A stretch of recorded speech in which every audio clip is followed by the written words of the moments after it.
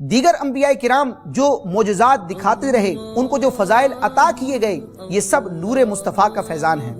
علامہ بصیری رحمۃ اللہ تعالیٰ نے قصیدہ بردہ شریف میں اس بات کو ذکر کیا کہ دیگر انبیاء جو معجزات لے کر آئے، یہ سب نور مصطفیٰ ہی کا فیضان ہے۔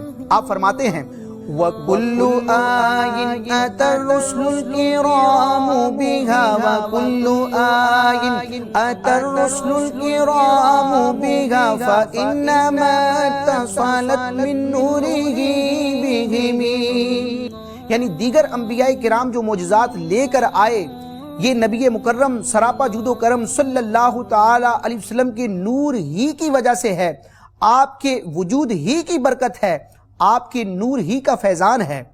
مزید آگے ارشاد فرماتے ہیں کہ وجہ کیا ہے کہ دیگر انبیاء کرام کو جو معجزات عطا ہوئے یہ نور مصطفیٰ کا فیضان ہے۔ وجہ کیا ہے، اس کی لاجک کیا ہے؟ آپ فرماتے ہیں فَإِنَّهُ شَمْسُ فَضْلٍ هُمْ كَوَاكِبُهَا فَإِنَّهُ شَمْسُ فَضْلٍ هُمْ كَوَاكِبُهَا يُظْهِرْنَ أَنْوَارَهَا لِلنَّاسِ فِي الظُّلَمِ۔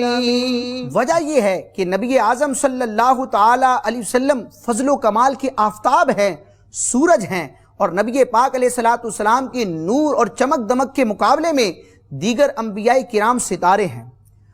اور دیگر انبیاء کرام نے اپنے اپنے زمانے میں جہالت اور گمراہی کی اندھیریوں میں جو علم اور ہدایت کی روشنی عام کی پھیلائی، یہ سب نبی پاک علیہ السلام کے نور اور روشنی ہی کا صدقہ ہے۔ یعنی ایک تشبیہ بیان فرمائی گئی کہ جس طرح ستارے سورج سے روشنی لے کر رات کو جگمگاتے ہیں، تو نبی پاک علیہ السلام نبوت و رسالت فضائل و کمالات کے سورج ہیں، اور دیگر انبیاء ستارے ہیں، ان کے فضائل و کمالات کا مرجع، منبع اور سرچشمہ بھی یہ نبی پاک علیہ السلام کی ذات ہے۔